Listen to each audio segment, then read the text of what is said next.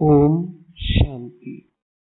மே 22, 2024 காலை முரளி பாப்தாதா மதுபன். இனிமையான குழந்தைகளே, வீடு திரும்பும் முன்னர் நீங்கள் கர்மாத்தீத் நிலையை அடைய வேண்டும். இதனாலேயே உங்களுக்குள் மாசு எதுவும் இருக்கக்கூடாது. உங்களை தொடர்ந்தும் பரிசோதித்து பார்த்து உங்களிடம் உள்ள பலவீனங்களை அகற்றிவிடுங்கள். கேள்வி: எந்த ஸ்திதியை உருவாக்குவதற்கு முயற்சி தேவைப்படுகிறது? அதற்கு எத்தகைய முயற்சியை நீங்கள் செய்ய வேண்டும்? பதில்: உங்கள் கண்களால் காணும் எதுவும் உங்கள் முன்னால் தோன்றக்கூடாது. பார்த்தும் பார்க்காதீர்கள். நீங்கள் ஷரீரத்தில் வாழும் பொழுதும் ஆத்ம உணர்வில் நிலைத்திருங்கள். இந்த ஸ்திதியை உருவாக்குவதற்கு காலம் எடுக்கும்.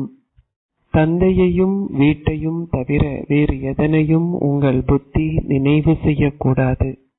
இந்த ஸ்திதியை அடைவதற்கு அகநோக்கு உடையவராகி உங்களையே பரிசோதனை செய்யுங்கள். உங்கள் சொந்த அட்டவணையை வைத்திருங்கள். ஓம் சாந்தி. இனிமையிலும் இனிமையான, எப்பொழுதோ தொலைந்து இப்பொழுது கண்டெடுக்கப்பட்டிருக்கும் ஆன்மீக குழந்தைகளாகிய நீங்கள் அரசர்களையும் பிரஜைகளையும் கொண்ட உங்கள் தேவ ராஜ்யத்தை ஸ்தாபிக்கின்றீர்கள் என்பதை புரிந்து கொள்கிறீர்கள். அனைவருமே முயற்சி செய்கிறார்கள். அதிக முயற்சி செய்பவர்கள் ஒரு பெரிய பரிசை பெறுகிறார்கள். இது பொதுவான நியதியாகும். இது எதுவும் புதிதல்ல. நீங்கள் அதனை தேவர்களின் பூந்தோட்டம் என்றோ அல்லது தேவ ராஜ்யம் என்றோ அழைக்கலாம். இப்பொழுது இந்த பூந்தோட்டம் கலியுகத்திற்குரியது. இது ஒரு முட்காடாகும். இதிலும் சில விருட்சங்களில் அதிக அளவு பழங்களும் சிலவற்றில் குறைந்த அளவு பழங்களும் உள்ளன. சில மாம்பழங்கள் குறைந்த அளவு பழரசத்தையும் சில வேறு வகையானதாகவும் உள்ளன. அங்கே பல வகைப்பட்ட மலர்கள் பழங்களை கொண்ட விருட்சங்கள் உள்ளன. இவ்விதமாகவே குழந்தைகளாகி நீங்கள் அனைவரும் செய்யும் முயற்சிக்கு ஏற்ப வரிசை கிரமமானவர்களே. உங்களில் சிலர் மிக நல்ல பழத்தையும் சிலர் ஓரளவு நல்ல பழத்தையும் கொடுக்கிறார்கள். அங்கே பல வகைப்பட்ட விருட்சங்கள் உள்ளன. இது பழங்களை தரும் தோட்டமாகும். முன்னைய கல்பத்தை போன்றே இந்த தேவ விருட்சம் அதாவது பூந்தோட்டம் உருவாக்கப்பட்டுள்ளது. நீங்கள் செய்யும் முயற்சிக்கு ஏற்ப காலப்போக்கில் நீங்கள் வரிசை கிரமமாக மிக இனிமையும் நறுமணமும் உள்ளவர்களாக ஆகின்றீர்கள். அங்கே பல வகைகள் உண்டு. அவர்களும் தந்தையின் முகத்தை பார்ப்பதற்கு தந்தையிடம் வருகிறார்கள். எனவே பாபா உங்களை சொர்க்கத்தின் அதிபதிகள் ஆக்குகின்றார் என்பதை நீங்கள் நிச்சயமாக புரிந்து கொள்ள வேண்டும். எல்லையற்ற பாபா உங்களை எல்லையற்ற அதிபதிகள் ஆக்குகின்றார் என்ற நம்பிக்கையை குழந்தைகளாகி நீங்கள் நிச்சயமாக கொண்டிருக்கிறீர்கள். ஒரு அதிபதி ஆகுவதில் பெருமளவு சந்தோஷம் இருக்கிறது. எல்லைக்கு உட்பட்ட அதிபதியின் அந்தஸ்தில் துன்பம் உள்ளது. சந்தோஷத்தினாலும் துன்பத்தினாலும் அமைக்கப்பட்ட இந்த நாடகம் பாரத மக்களுக்கே பொருத்தமானதாகும். பாபா குழந்தைகளுக்கு கூறுகின்றார், அனைத்திற்கும் முதலில் உங்கள் வீட்டை கவனியுங்கள். ஒரு அதிபதி தனது வீட்டின் மீதே கவனத்தை வைத்திருப்பார். தந்தையும் ஒவ்வொரு குழந்தையிலும் என்ன நற்குணங்கள் உள்ளன, என்ன குறைபாடுகள் உள்ளன என்பதை கவனிப்பார். குழந்தைகளாகிய உங்களிடம் குறைகளை எழுதி கொண்டு வருமாறு பாபா கேட்டால், உங்கள் குறைபாடுகள் என நீங்கள் கருதுவதை விரைவாக எழுதுவதற்கு குழந்தைகள் தாமாகவே புரிந்து கொள்கிறார்கள். நிச்சயமாக ஏதோ ஒரு குறைபாடு இருக்கும். எவரும் இன்னும் முழுமையடையவில்லை. ஆம், நீங்கள் நிச்சயமாக அவ்வாறாக வேண்டும். ஒவ்வொரு சக்கரத்திலும் நீங்கள் அவ்வாறு ஆகினீர்கள் என்பதில் சந்தேகமில்லை. எவ்வாறாயினும் இந்நேரத்தில் உங்களிடம் குறைபாடுகள் உள்ளன. நீங்கள் அவற்றை பாபாவிடம் கூறுவதால் அவர் அவற்றை எவ்வாறு நீக்குவதென விளங்கப்படுத்துவார். இப்பொழுது உங்களிடம் அதிக அளவு குறைபாடுகள் உள்ளன. உங்களிடம் உள்ள பிரதான குறைபாடுகள் அனைத்தும் ஷரீர உணர்விலேயே ஆகும். அவை பெருமளவு துன்பத்திற்கு காரணமாகிறது. அவை உங்கள் ஸ்திதியை முன்னேற்றிக் கொள்வதற்கு அனுமதிப்பதில்லை. எனவே முழு முயற்சி எடுங்கள். நீங்களும் உங்கள் சரீரத்தை துறந்து இப்பொழுது வீடு திரும்ப வேண்டும். நீங்கள் வீடு திரும்புவதற்கு முன்னர் இங்கே தெய்வீக குணங்களை கிரகிக்க வேண்டும். கர்மாத்தீத் நிலையை அடைவதன் கருத்தை பாபா உங்களுக்கு விளங்கப்படுத்துகின்றார்.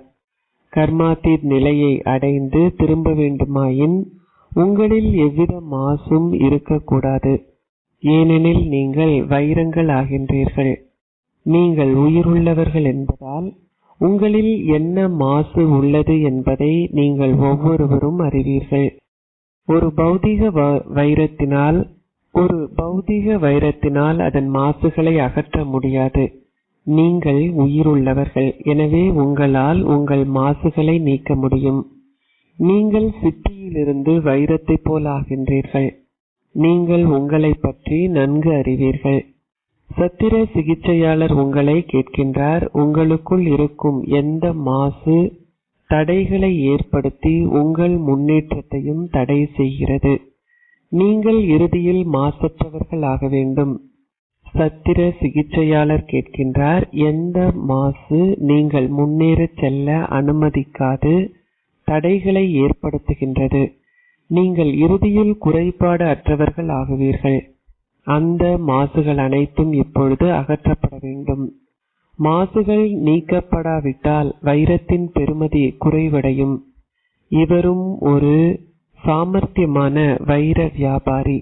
அவரது வாழ்நாள் முழுவதும் இந்த கண்களால் வைரத்தை பரிசோதனை செய்திருக்கின்றார். அவரை போன்று வைரத்தை பிரித்தறிவதில் அதிக ஆர்வமுள்ள வேறு வைர வியாபாரி இருந்திருக்க முடியாது. நீங்களும் வைரங்களாக ஆகின்றீர்கள். உங்களிடம் ஒன்றிரண்டு மாசுகள் இன்னமும் இருப்பதை நீங்கள் புரிந்து கொள்கிறீர்கள். நீங்கள் இன்னமும் முழுமையடையவில்லை.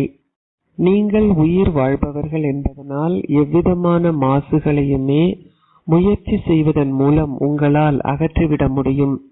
நீங்கள் நிச்சயமாக வைரத்தை போல் ஆக வேண்டும். நீங்கள் முழு முயற்சி செய்தாலேயே அவ்வாறு ஆக முடியும்.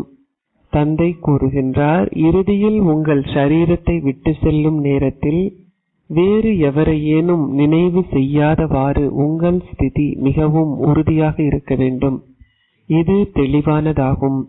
நீங்கள் உங்கள் நண்பர்கள், உறவினர்கள் போன்ற அனைவரையும் மறந்து தந்தை ஒருவருடன் மாத்திரமே உறவு முறையை கொண்டிருக்க வேண்டும். நீங்கள் இப்பொழுது வைரத்தை போலாகின்றீர்கள். இது ஒரு நகைக்கடையாகும். நீங்கள் ஒவ்வொருவரும் ஒரு நகை வியாபாரி. வேறு எவரும் இதனை புரிந்து கொள்ள மாட்டார்கள். உங்கள் முயற்சிக்கு ஏற்ப உலக அதிபதிகள் ஆகுவீர்கள் என்பது உங்கள் ஒவ்வொருவருடைய இதயத்திலும் உள்ளதென குழந்தைகளாகிய நீங்கள் அறிவீர்கள். உயர்ந்த அந்தஸ்தை பெற்றவர்கள் நிச்சயமாக முயற்சி செய்திருக்க வேண்டும். அவர்கள் உங்கள் மத்தியிலும் உள்ளனர். குழந்தைகளாகிய நீங்களே அதிக அளவு முயற்சி செய்ய வேண்டும். இதனாலேயே மற்றவர்கள் மலர்களை பார்ப்பது போல் பாபா தொடர்ந்தும் ஒவ்வொரு குழந்தையாக பார்க்கின்றார். இந்த மலர் எவ்வளவு நறுமணமுடையது! குறிப்பாக இது எதனை போன்றது? இதில் என்ன மாசு உள்ளது?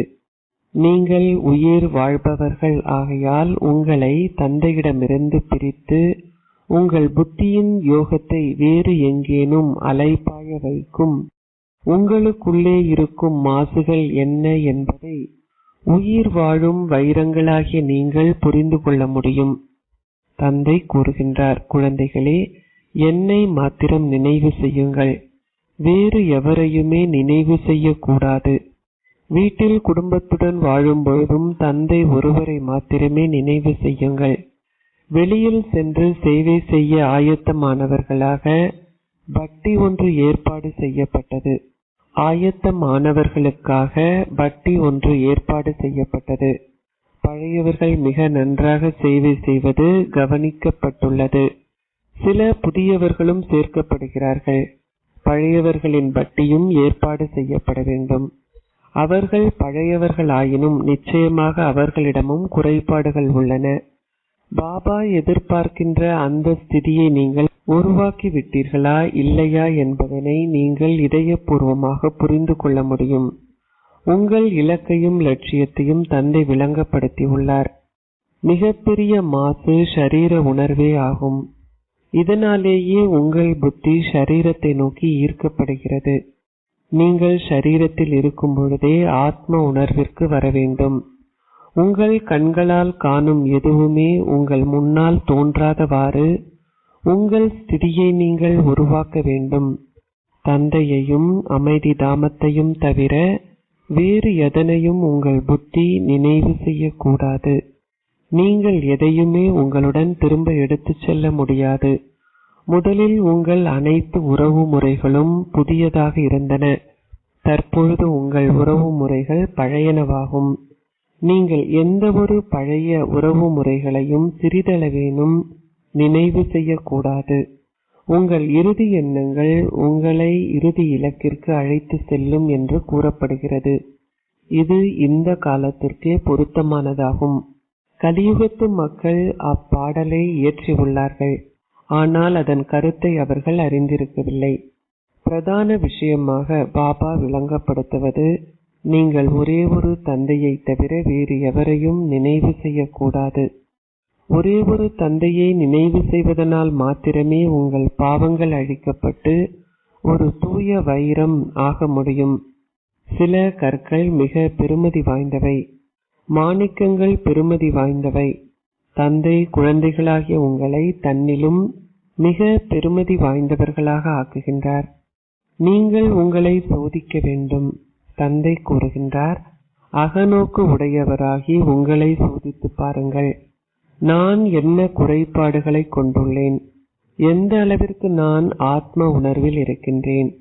பாபா தொடர்ந்தும் முயற்சி செய்வதற்கு பல வழிமுறைகளை விளங்கப்படுத்துகின்றார். முடியுமான அளவிற்கு ஒரே ஒருவரை நினைவு செய்யுங்கள். உங்கள் குழந்தைகள் எவ்வளவுதான் அழகாகவும் அன்பாகவும் இருந்தாலும் நீங்கள் வேறு எவரையும் நினைவு செய்யக்கூடாது. இந்த உலகில் உள்ள எதுவுமே நினைவு செய்யப்படக்கூடாது. சிலர் தங்கள் குழந்தைகள் மீது பெருமளவு பற்று வைத்திருக்கிறார்கள். தந்தை கூறுகின்றார், அவர்கள் மீதுள்ள பற்று முழுவதையும் அகற்றி ஒரே ஒருவரை மாத்திரம் நினைவு செய்யுங்கள்.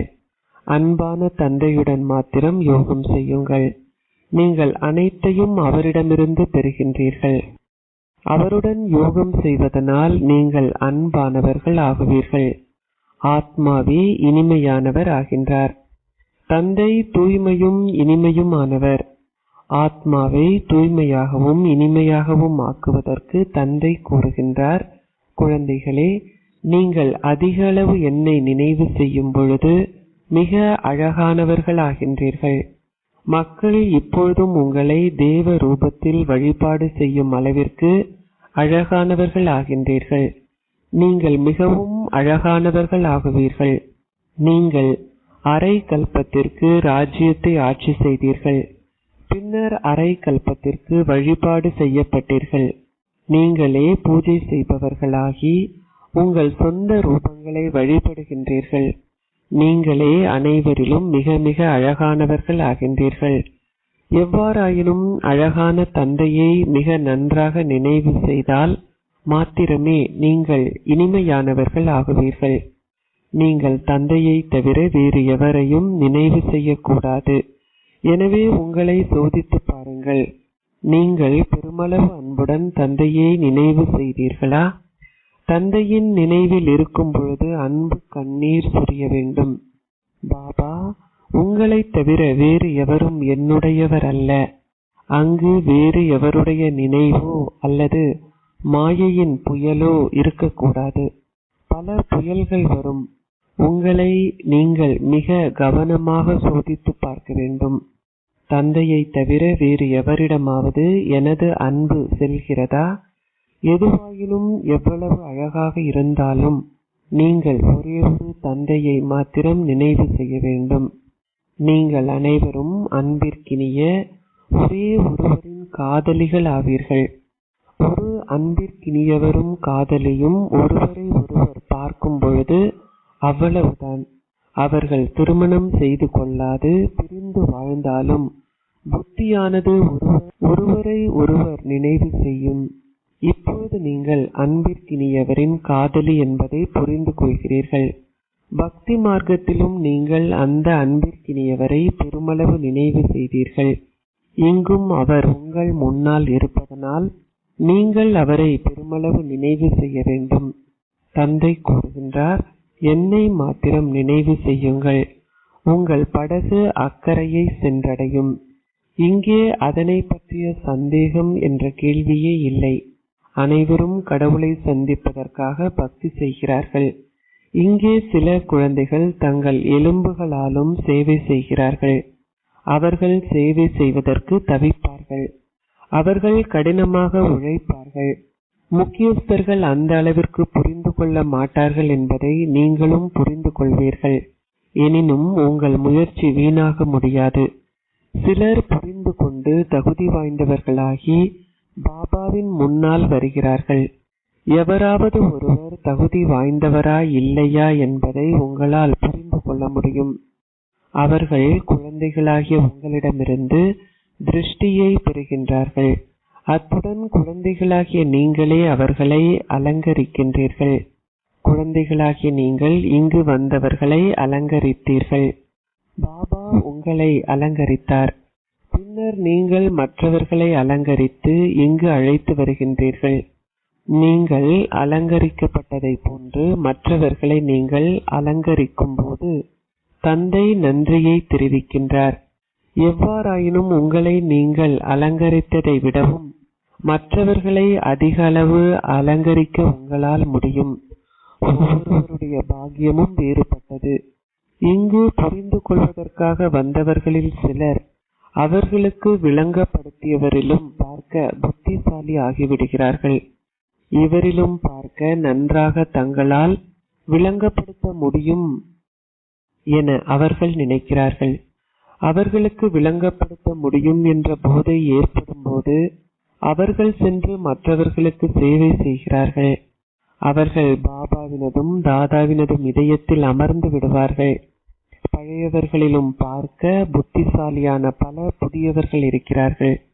அவர்கள் முட்களிலிருந்து மிக நல்ல மலர்கள் ஆகிறார்கள். இதனாலேயே பாபா அமர்ந்திருந்து ஒவ்வொருவராக சோதிக்கின்றார். இவர்களில் என்ன பலவீனம் உள்ளது? இவர் இந்த பலவீனத்தை நீக்கினால் இவரினால் நல்ல சேவை செய்ய முடியும். பாபா பூந்தோட்டத்தின் அதிபதியாவார். பலர் சென்று பின் வரிசையில் அமர்வதனால் பாபாவிற்கு எழுந்து சென்று பின்னால் உள்ளவர்களை பார்க்க வேண்டும் என்ற ஆசை இருந்தது. மிக நல்ல மகாரதிகள் முன்னால் அமர வேண்டும். இதில் மன குழப்பம் அடைவதற்கான கேள்விக்கு இடமில்லை. அவர்கள் குழப்பமடைந்து முகம் கோணத் தொடங்கினால் அது அவர்கள் தங்கள் பாக்கியத்துடன் முகம் கோணுகிறார்கள் என்பதாகும். முன்னால் அமர்ந்துள்ள மலர்களை பார்க்கையில் அளவற்ற சந்தோஷம் உள்ளது. இவர் மிகவும் நல்லவர். இவரிடம் சில குறைபாடுகள் உள்ளன. இவர் மிகவும் சுத்தமானவர். இவரினுள் இன்னும் கலப்படம் சேர்ந்திருக்கிறது. ஆகவே நீங்கள் அனைத்து குப்பைகளையும் அகற்ற வேண்டும். தந்தையை போன்று யாராலும் உங்களின் மீது அன்பு செலுத்த முடியாது. ஒரு மனைவி தனது கணவன் மீது அன்பு வைத்திருக்கின்றாள். ஆனால் அவள் கணவன் அவள் மீது அந்த அளவு அன்பு வைத்திருப்பதில்லை. அவர் இரண்டாவது அல்லது மூன்றாவது மனைவியையும் தேடிக்கொள்வார். ஒரு பெண்ணின் கணவன் மரணித்தால் அவள் துன்பத்தில் அழுது புலம்புவாள். எவ்வாறாயினும் ஒரு ஆண் தனது காலனியை தொலைத்தால் அவர் வேறொன்றை எடுப்பார். ஷரீரம் ஒரு காலனி என்று அழைக்கப்படுகிறது. சிவ் பாபாவிடமும் நீண்ட காலனி ஒன்று உண்டு. பாபாவை நினைவு செய்வதனால் நீங்கள் முதல் தரமானவர் ஆகுவீர்கள் என்பதனை இப்பொழுது குழந்தைகளாகிய நீங்கள் புரிந்து கொள்கிறீர்கள். நாகரீகமான சிலரிடம் 4 அல்லது 5 ஜோடி காலணிகள் இருக்கும். ஓர் ஆத்மாவிடம் ஒரு காலணி மாத்திரமே உண்டு. கால்களுக்கு ஒரு ஜோடி காலணிகள் மாத்திரமே தேவை. எனினும் அதிக அளவில் வைத்திருத்தல் நாகரீகமாகிவிட்டது. தந்தையிடமிருந்து எந்த ஆஸ்தியை பெற்றுக் கொண்டிருக்கிறீர்கள் என்பதை இப்போது நீங்கள் புரிந்து கொள்கிறீர்கள். நாங்கள் இப்போது வைகுந்தத்தின் அதிபதிகள் ஆகின்றோம். ஸ்வர்க்கம் உலக அதிசயம் என அழைக்கப்படுகிறது. நிச்சயமாக தந்தையாகிய சொர்க்க கடவுளே சொர்க்கத்தை ஸ்தாபிக்கின்றார். தற்பொழுது நீங்கள் ஸ்ரீமத்தை பின்பற்றி உங்களுக்காக நடைமுறை ரீதியில் சொர்க்கத்தை ஸ்தாபிக்கின்றீர்கள். இங்கு மக்கள் பெரிய மாளிகைகள் போன்றவற்றை கட்டுகிறார்கள். அவை அனைத்துமே அழியப் போகிறது. நீங்கள் அங்கு என்ன செய்ய போகின்றீர்கள்? உங்களுக்கு இங்கு எதுவும் இல்லை என்பதனை உங்கள் இதயம் உணர்ந்து கொள்ள வேண்டும். நீங்கள் உங்கள் குடும்பத்துடன் வீட்டில் வாழ்கின்ற போதிலும் அனைத்தும் பாபாவிற்குரியவை என்பதை புரிந்து கொள்கிறீர்கள். எதுவும் உங்களுடையதல்ல. நீங்கள் நம்பிக்கை பொறுப்பாளர்கள். நம்பிக்கை பொறுப்பாளர்களுக்கு எதுவும் சொந்தமல்ல. பாபாவே அதிபதி ஆவார். அனைத்தும் பாபாவிற்கு உரியவை. வீட்டிலும் இந்த உணர்வை பேணுங்கள். செல்வந்தர்களின் புத்தியில் இந்த விஷயங்கள் புக முடியாது. பாபா கூறுகின்றார், நம்பிக்கை பொறுப்பாளராக வாழுங்கள். நீங்கள் எதனை செய்தாலும் பரவாயில்லை. பாபாவிற்கு தொடர்ந்தும் சிக்னல் காட்டுங்கள். பாபா அதனை பற்றி அறிந்து கொள்ளட்டும். பாபா, நான் வீடு ஒன்றை கட்டலாமா என அவர்கள் எழுதும்போது பாபா பதில் கூறுவார், வேண்டுமானால் கட்டுங்கள், ஆனால் நம்பிக்கை பொறுப்பாளராக இருங்கள். தந்தை இங்கு அமர்ந்திருக்கின்றார். தந்தை வீடு திரும்பும் போது நீங்கள் அனைவரும் அவருடன் சேர்ந்து திரும்பிச் செல்வீர்கள். பின்னர் நீங்கள் உங்கள் ராஜ்யத்திற்கு செல்வீர்கள். நான் ஒவ்வொரு கல்பத்திலும் உங்களை தூய்மையாக்குவதற்கு வர வேண்டும். நான் எனக்குரிய நேரத்தில் வருகின்றேன். அச்சா, இனிமையிலும் இனிமையான அன்பிற்குரிய, எப்பொழுதோ காணாமல் சென்று இப்பொழுது கண்டெடுக்கப்பட்டிருக்கும் குழந்தைகளுக்கு உங்கள் தந்தை தாயாக இருக்கும் பாப் தாதாவின் அன்பும் நினைவுகளும் காலை வந்தனங்களும். ஆன்மீக தந்தை ஆன்மீக குழந்தைகளுக்கு நமஸ்தே கூறுகின்றார். ஆன்மீக குழந்தைகள் ஆன்மீக தந்தைக்கு நமஸ்தே கூறுகின்றோம். தாரணைக்குரிய சாரம் 1. உங்கள் பற்றை அனைவரிலிருந்தும் அகற்றி அன்பான ஒரே ஒரு தந்தையை மாத்திரம் நினைவு செய்யுங்கள். அகநோக்கு உடையவராகி உங்களை சோதித்து குறைபாடுகளை அகற்றிவிடுங்கள். பெருமதி மிக்க வைரமாகுங்கள். 2. குழந்தைகளாகிய உங்களை தந்தை அலங்கரித்துள்ளதை போன்று நீங்கள் மற்றவர்களையும் அலங்கரிக்க வேண்டும். முட்களை மலர்களாக்கும் சேவையில் உங்களை ஈடுபடுத்துங்கள். ஒரு நம்பிக்கை பொறுப்பாளராக இருங்கள். ஆசீர்வாதம். ஒரே ஒருவருக்கு மாத்திரம் உரியவராக இருந்து உங்களுடைய ஆன்மீக ராஜரீகத்தில் நிலைத்திருத்தல் என்ற பாடத்தினால் பிராமண வாழ்க்கையில் முற்றிலும் தூய்மையாக இருப்பீர்களாக. ஒரே ஒருவருக்கு உரியவராக இருத்தல் என்ற பாடத்தில் உறுதியாக இருந்து உங்கள் பிராமண வாழ்க்கையில் தூய்மையின் ஆளுமையை கிரகிக்கும் பொழுது இந்த ஆன்மீக ராஜரீகம் முழு சக்கரத்தின் மூலமாக தொடர்ந்திருக்கும். பரந்தாமத்தில் உள்ள அனைத்து ஆத்மாக்கள் மத்தியிலும் உங்களது ஆன்மீக ராஜரீகமும் தூய்மையுமே அதி மேன்மையானதாகும். ஆரம்ப காலத்தில் தேவர்கள் என்ற உங்கள் வடிவத்தில் குறிப்பாக இந்த ஆளுமை நிலைத்திருக்கிறது. அதன் பின்னர் மத்திய பகுதியில் உங்கள் விக்கிரகங்கள் சரியான ஒழுங்குமுறையினால் வழிபாடு செய்யப்படுகிறது. தூய்மையின் ராஜரீகமே இந்த சங்கமயுக பிராமண வாழ்க்கையின் அடிப்படையாகும். ஆகையால் இந்த பிராமண வாழ்க்கையை நீங்கள் வாழும் பொழுது நீங்கள் நிச்சயமாக முற்றிலும் தூய்மையாக இருக்க வேண்டும். ஸ்லோகம். சகிப்புத்தன்மையின் தேவ தேவியராகும் பொழுது உங்களை அவதூறு செய்பவர்களும் உங்களை அரவணைப்பார்கள். ஓம் சாந்தி.